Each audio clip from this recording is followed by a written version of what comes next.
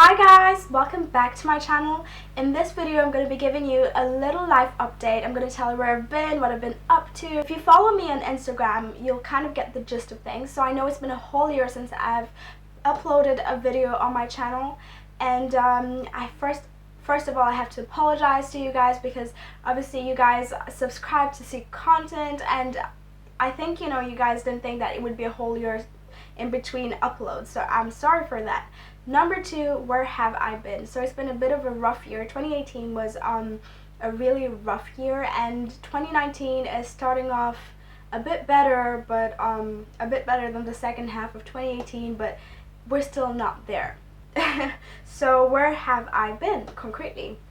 The first few months up until August, I changed careers, so I was studying for that degree. I realized I couldn't keep on making YouTube videos at the same frequency as I was making them and upholding my studies as well. And I also reached a goal for me. One of my goals on YouTube was to get to 5,000 subscribers, so I reached that goal, and in a strange way I kind of like sat down in the comfort of it all. I was like, okay, fine, I'm at 5,000 subscribers, I've reached my goal. What is my next goal on the list? And unfortunately my next goal on the list wasn't anything to do with YouTube. It was something to do with studies. And then sometime in August was like one of those months where I was like, you know what, I will be back on YouTube. I'm gonna come back, I'm gonna film a lot of videos.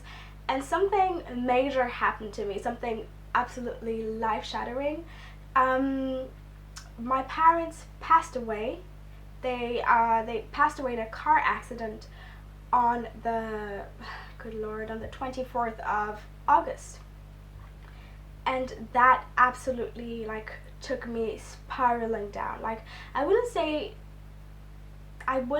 spiraling down in the sense where I'm having a nervous breakdown, I can't do anything. No, but it was just like so many things had to be shifted because they passed away in Uganda. They were working in Uganda, they passed away in Uganda, and my sister, who was in the car with them, had to be airlifted to Kenya because she had a broken femur, and that was the closest place they could, well, not the closest, but that was the place where they had better facilities than Uganda to airlift her. So my grandfather ended up making the decision to have her be airlifted to Kenya.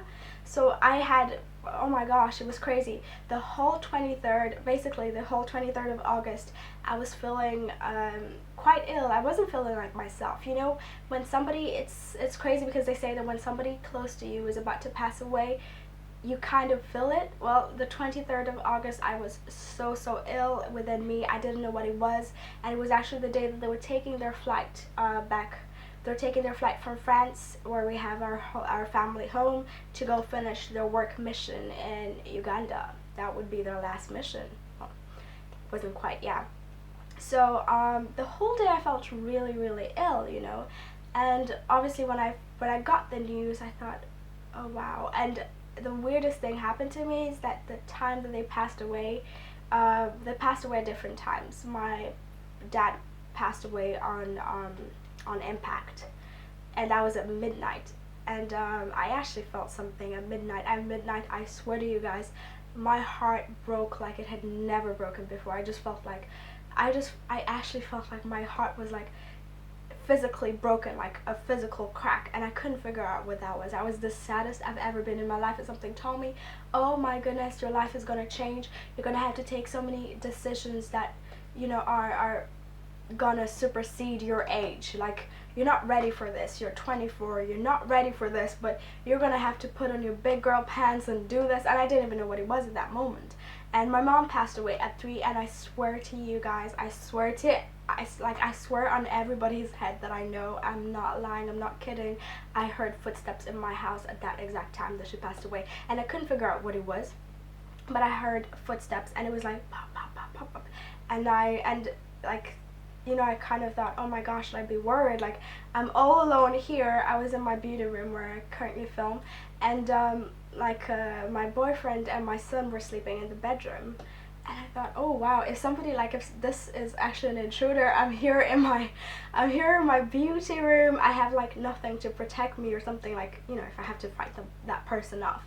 And the funny thing is, something within me, a voice within me was like, don't worry, everything is fine, you're gonna be alright, like, you're gonna be alright. And I thought, should I just sleep here? I wanted to sleep in my beauty room because sleeping with my son had become a bit of a chore. Like, he would climb on you, and like you'd wake up with his foot inside your mouth and stuff like that, and I had like too much of it. My neck was really stiff because of having to position myself a certain way. So I was like, I'm gonna sleep here. And the same voice, like after the whole, with the whole footsteps, the same voice was like, no, you need to go to your family right now. Go to your family, hold them close because you need them right now. Like, it's that important. And I went there, and I was like holding onto them. I couldn't tell what it was, and like just a few hours, like 1 hour later, my phone was ringing and everything, and something told me, don't even pick it, I heard it. I heard my phone ring. I saw it, like it didn't ring, but I put it on silent, but it was vibrating, and something told me to put it on silent. As soon as I went to bed, it was like, just put it on silent, because the noise, like the news you're gonna get after is gonna be one that will destroy you. I think if I'd have answered the phone at that moment at 3 in the morning, I would have probably had a near heart attack. I think it would have been that bad, because I was already like super heartbroken or something. Before you guys laugh, when you're heartbroken, and when you're actually heartbroken, it could lead to death because of like heart attacks and everything. So yeah, I was like, I think it was a way of preserving me, basically. Anywho, once I went the next day, basically, the day on the 24th, that's when I got the news, obviously. And the day after, I was flying to Kenya. I had to fly to Kenya, and I first flew to Kenya to check on my sister, got operated, and it was a bit of a strange family reunion, because she was laughing, and she was a bit out of it, I didn't feel like she actually realized the gravity of what had happened to her, what had just, like, the news and everything. And it was very strange. It was such a strange time, and finally, so she was operated on the femur. It took a long way. Like, you guys, now I consider myself a bit of a nurse. Just joking, but I did have to like inject her after. I injected her with blood thinners after for like 3 whole months. And I had to make sure that she had her pills at the time, and she couldn't quite walk, so I was helping her get changed, go to the loo and stuff like that. So yeah, just call me, basically I could be a carer. I think I've built a bit of skills for that. And after that, at the same time as I was in Kenya, I had to go to Uganda to obviously like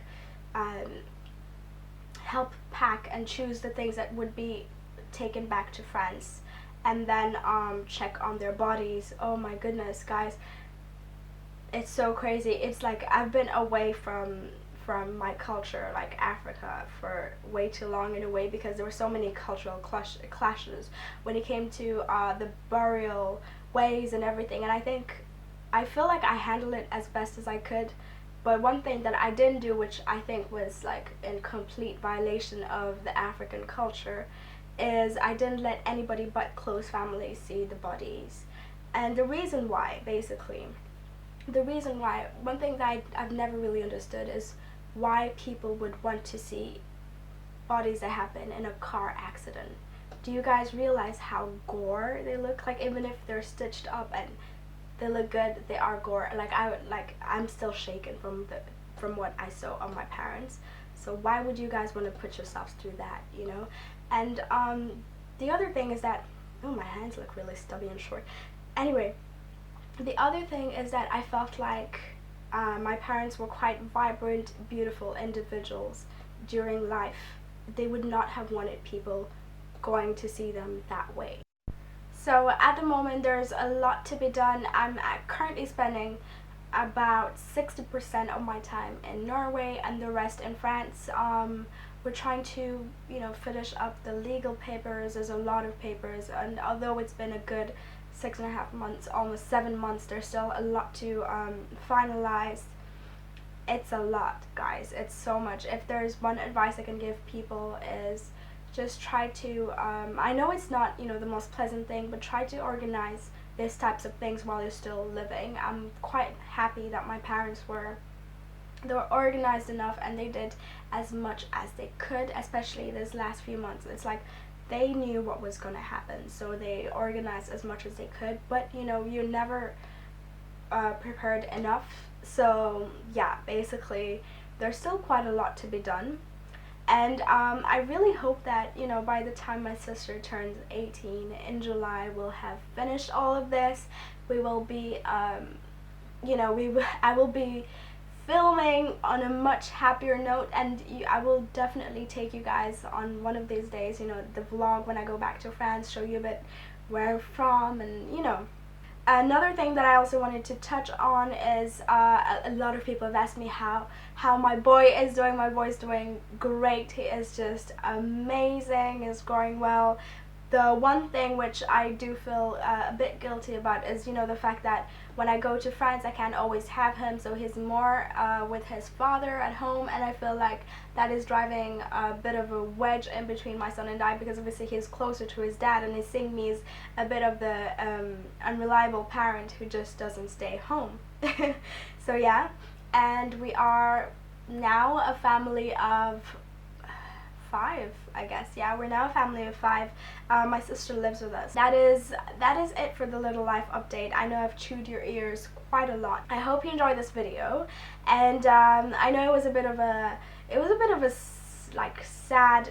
You guys are not used to seeing me like this. I'm having a bit of an emotional day. That's why I'm not as upbeat as I normally am, but I will be back, and I will be back better and stronger than ever. So wow.